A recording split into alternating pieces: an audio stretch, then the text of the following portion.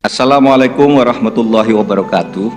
Alhamdulillahirabbil alamin. Assalatu wassalamu ala asyrafil anbiya wal mursalin Sayyidina Muhammadin wa ala alihi washabihi ajmain. Amin amma ba'du.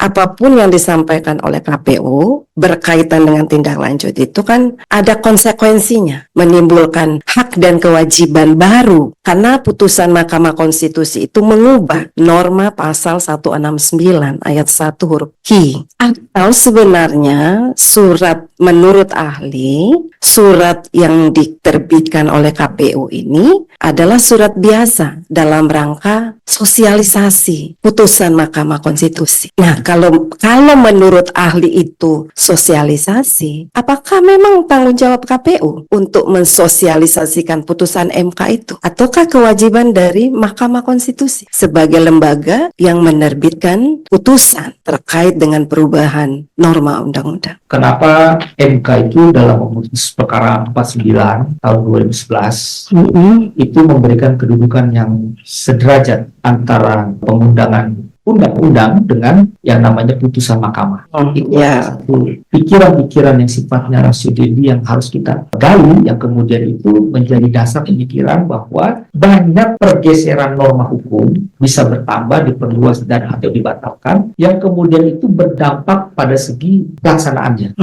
Nah, itu dalam praktiknya itu terjadi di beberapa instrumen-instrumen yang mulia, baik surat Dirjen, tadi saya sudah sampaikan, surat Dirjen, kemudian ada yang Menteri Dalam Negeri mengenai penghayat dan lain sebagainya, dan itu menunjukkan bahwa pelaksanaan putusan MK ada dua kategori yang mulia. Self-implementing tadi, ini penting sekali, dia bisa langsung dieksekusi. Sebentar, saya potong, biar nggak terlalu, soalnya waktunya tinggal dikit. Apakah surat itu adalah sebuah instrumen hukum yang bisa menimbulkan hak dan kewajiban? Itu aja. Itu surat untuk memberikan surat biasa ya, surat ketua KPU biasa kepada pimpinan partai, karena pada saat itu memang harus melaksanakan pasal 75 ayat 1. Itu kan secara hierarki. Jadi tidak menimbulkan hak dan kewajiban. Tidak kan timbulnya. Tidak ya? Hak itu adanya di dalam putusan MK. Ya, jadi surat itu tidak menimbulkan hak dan kewajiban. Ya, tapi kemudian karena pasal 169 itu yang merupakan syarat-syarat tadi itu sama persis dengan peraturan KPU nomor 19, maka KPU perlu dilakukan penyesuaian. Itu kan perintah MK. Perlu dilakukan penyesuaian. Nah, penyesuaian itu harus dilihat siapa adresatnya dalam hal pelaksana undang-undang pemilu. Tentu yang berkaitan dengan penyelenggaraan tahapan pemilu ini adalah KPU. Karena itu KPU melaksanakan surat tadi sebetulnya tidak menganggap hukum. Itu yang benar. Iya, oke. Kemudian pertanyaan saya berikut, biar ini jelas ya. Apa yang ahli pahami soal kondisi kekosongan hukum? Apakah sebelum diterbitkannya PKPU 23 tahun 2023 terjadi kekosongan hukum? Pertama, kekosongan hukum itu adalah dalam rangka pelaksanaannya. Setiap norma hukum itu di level undang-undang pasti ada peraturan pelaksanaan. Definisi kekosongan hukum itu apa? Ya, kekosongan hukum apa? Ketika tidak ada aturan hukum. Tidak ada aturan hukum. Untuk melaksanakan peraturan itu terjadi namanya kekosongan hukum. Baik. Cuman kekosongan hukum ada di berbagai level hierarki. Kalau undang-undang itu terjadi kekosongan hukum, maka bisa melalui Perpu. Nah, sekarang pertanyaannya, apakah terhadap perkara yang diperiksa ini, saudara ahli menilai ada kekosongan hukum? Karena ini kan wajib dilaksanakan oleh KPU. Enggak, saya tanya, apakah ada kekosongan hukum? Ya, waktu itu karena PKPU-nya kan masih nomor 19 tahun 2023 ya, Bu. Iya. Sehingga belum ada syarat alternatif. Enggak, tapi apakah ada kekosongan hukum? Saya belum menjelaskan yang mulia, karena kan tidak bisa langsung to the point. Iya, coba. Dari seningnya. Ya. Jadi begini yang mulia, kan ketika peraturan itu di PKPU 19 belum ada syarat, maka di situ KPU kan sebetulnya wajib melaksanakan pasal 75 ayat 1 untuk menerjemahkan langsung peraturan putusan MK menjadi peraturan yang disesuaikan. Nah, itu dalam kategori termasuk kekosongan hukum. Maka sebetulnya untuk melakukan penegasan, KPU dalam rangka melaksanakan tugas kewenangannya boleh dia menegaskan kembali putusan putusan MK karena terikat langsung. Nah, itu pendapat saya. Sehingga untuk meyakinkan kekosongan hukum dalam arti bukan tidak ada hukum sama sekali, sebetulnya ada. Tapi dalam peraturan perundang-undangan dan teknik peraturan perundang-undangan, dia harus memenuhi syarat pasal 75 ayat 1. Secara hukum, letter tali, kalau tidak memenuhi syarat itu berarti kan dianggap peraturan KPU-nya terjadi kekosongan hukum mengenai syarat alternatif. Oleh karena itu, surat KPU tadi dalam rangka memenuhi itu. Meskipun tadi saya sampaikan, peraturan PKPU 19 tetap berlaku karena ada syarat-syarat lain yang masih bisa diberlakukan. Begitu yang mulia. Terakhir, ya, nanti kami nilai pendapat ahli ya. Saudara ahli mengatakan pentingnya surat yang dibuat oleh KPU agar tidak terjadi kekosongan hukum berkaitan tadi dengan prinsip demokrasi,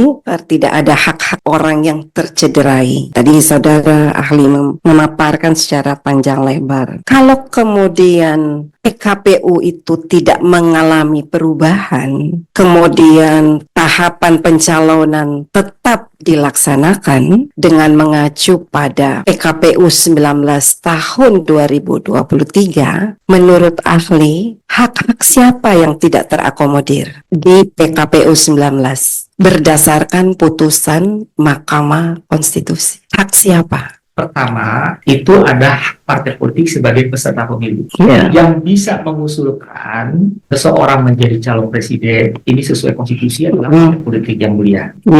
Sehingga itu perlu sekali disampaikan kepada partai politik dalam rangka juga memenuhi prinsip penyelenggara pemilu. Pencalonan ini kan sudah dilaksanakan. Betul. Jadi begitu putusan Mahkamah Konstitusi dibacakan 16, 17 mengeluarkan surat, 19 sampai 25 tahapan pencalonan dilaksanakan, kemudian tanggal 13 dilakukan penetapan, ya. Nah, perubahan PKPU itu kan baru dilaksanakan pada tanggal 3 November. Berarti tahapan pencalonan sudah selesai. Putusan Mahkamah Konstitusi itu menyatakan bahwa di putusan itu tidak hanya memberikan hak kepada orang yang belum memenuhi syarat 40 tahun ini ya, tidak hanya memberikan hak kepada yang sedang menjabat, tapi juga yang pernah menjabat dalam jabatan yang dipilih melalui pemilu atau pemilihan kepala daerah. Pertanyaan saya, ketika PKPU ini tidak mengalami perubahan, karena tadi kan ahli menjelaskan soal demokrasi, soal keadilan. Nah, hak-hak siapa yang tidak terakomodir di PKPU 19 2023? Jelas hak yang tidak bisa diakomodir itu adalah yang pernah dan atau sedang menduduki jabatan. Yang pernah atau yang sedang? Pernah atau sedang itu kan satu kesatuan alternatif yang dilihat. Pernah atau sedang menduduki jabatan itu yang bisa dikategorikan punya hak. Kan yang sedang terakomodir? Iya, yang pernah. Yang sedang kan terakomodir. Gimana? Menurut ahli yang sedang terakomodir tidak dengan dilindungi tidak haknya di PKPU 19. Dilindungi ya, Ya, betul. Karena menurut KPU itu ada ya pengaturannya. Ya. Bagaimana dengan yang pernah di PKPU 19 2023 yang tidak mengalami perubahan? Ya tetap itu kan berlaku sepanjang putusan MK itu sederhana sekali yang mulia. Pasal 169 itu kan berkaitan dengan huruf Q. Ya, ada isi 40 dan ada yang ditafsirkan MK menjadi rumusan baru. Itu sebetulnya yang timbulnya hak konstitusional. Nah, itu kemudian disesuaikanlah dengan peraturan KPU. Meskipun baru dimunculkan 3 November PKPU perubahannya. Nah, sepanjang itu, tetap itu tahapan sudah legitimate. Karena putusan MK secara langsung dia mengikat kepada semuanya. Begitu. Meskipun teknisnya itu perlu dilakukan perubahan. Cukup betul. Silakan Mbak Dewa. Izin majelis. Sebentar, ya ini sesinya majelis untuk bertanya. Tolong jangan memotong ya. Terima kasih. Saya tanya. ya. Baik Ketua, saya bertanya satu pertanyaan penting ya dan pokok kepada saudara ahli. Tadi saudara mengatakan kategori putusan MK itu ada yang self-implementing dan non-self-implementing gitu ya. Ketika putusan Mahkamah Konstitusi itu menyangkut suatu hal yang sangat fundamental dalam kehidupan kenegaraan kita, apa bentuk pengaturan tindak lanjutnya? Di dalam peraturan KPU tentang pembentukan peraturan ya dan keputusan di lingkungan KPU itu tadi juga sudah pernah kami dalami dalam sidang sebelumnya, diatur salah satu bentuk tindak lanjut KPU akibat adanya putusan MK dan itu diatur prosedurnya di situ. Pertanyaan saya, suatu hal yang fundamental tentu perlu ditindaklanjuti dengan tindakan-tindakan administratif yang terukur, sehingga kemudian ada parameter yang bisa dijadikan standar penilaian, gitu ya. Nah, karena ini adalah proses pencalonan, tentu di dalam proses pencalonan itu ada dokumen, ada formulir-formulir. Menurut saudara, apakah cukup itu dilakukan dengan surat KPU itu? Itu, silakan. Pada prinsipnya cukup Yang Mulia kalau kita merujuk pada pemaknaan Mahkamah Konstitusi. Karena ini rumahnya MK. Bagian dari prinsip kekuasaan kehakiman dan ada kemandirian di sana. Ada independensi. Mereka punya hukum acara sendiri. Ada warga negara yang tidak puas. Pak Majid ya, begini, saya tidak berbicara soal putusan mahkamah. Ya, tetapi ini adalah soal tindak lanjut. Karena kan ada semacam adagium ya. Jadi suatu putusan yang bersifat final dan mengikat, seandainya pun putusan itu keliru, maka dia harus dianggap benar ketika belum diadakan putusan baru, karena itulah hukumnya. Jadi kita di sini tentu tidak melakukan pendalaman soal hukumnya, tapi soal tindak lanjutnya. Nah, tindak lanjutnya saya mencatat ya tadi dalam pendalaman sebelumnya juga muncul pandangan bahwa terhadap hal-hal yang sifatnya mendasar itu kan perlu dilakukan tindakan administratif sebagai bentuk penghormatan terhadap putusan MK yang dikatakan final dan mengikat itu. Nah, tentu dalam konteks pencalonan ya kan ada PKPU sebelumnya ya 19. Nah, di dalam PKPU itu juga ada formulir-formulir ya. Jadi bagaimana memverifikasi satu bakal pasangan calon kalau tidak ada alat kerjanya. Sekali lagi menurut saya ini adalah konteks tindak lanjut. Apakah dengan surat itu sudah cukup atau memang perlu ya juga selain dilakukan konsultasi tetapi dirumuskan satu format ya sehingga kemudian ini bisa menjadi transparan soal keterpenuhan persyaratan, soal prosedur gitu ya. Karena kalau kita ingin menegakkan suatu negara hukum termasuk menegakkan etika dan moral itu tentu prinsip-prinsip kepastian hukum kemudian prinsip-prinsip transparansi ini penting. Nah, ini menurut saya salah satu hal yang sangat mendasar ya bagi saya khususnya majelis sehingga kemudian salah yang diadukan pada perkara ini menjadi terang. Jadi sekali lagi adalah soal tindak lanjutnya. Ya karena di sisi lain ada ketentuan soal pembentukan peraturan KPU. Di sisi lain ada ketentuan soal konsultasi dengan DPR. Di sisi lain ada juga ketentuan bahwa seandainya pun dalam masa reses, kalau saudara bicara praktek, itu juga menunjukkan beberapa pengalaman konsultasi bisa dilakukan. Lalu keadaan memaksa apa yang membuat ini tidak terjadi? Kan begitu. Nah makanya itu sudah banyak kita bahas. Pertanyaan saya terakhir, apakah sekali lagi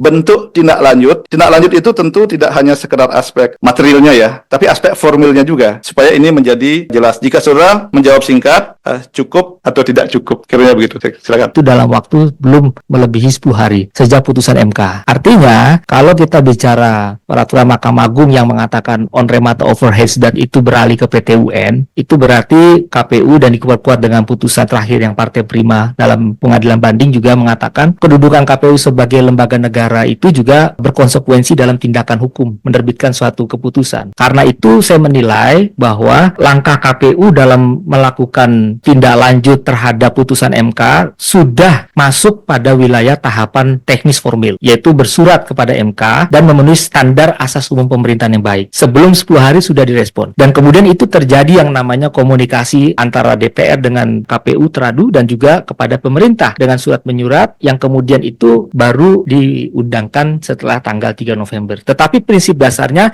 profesionalitas dalam prinsip penyelenggara pemilu oleh KPU sudah dilaksanakan dengan baik. Tindak lanjut itu. Saya Islah Barawi terus terang merasa bahagia dan bangga atas penunjukan dari PDIP sebagai cawapresnya Pak Ganjar Pranowo kepada sesepuh saya Pak Mahfud MD.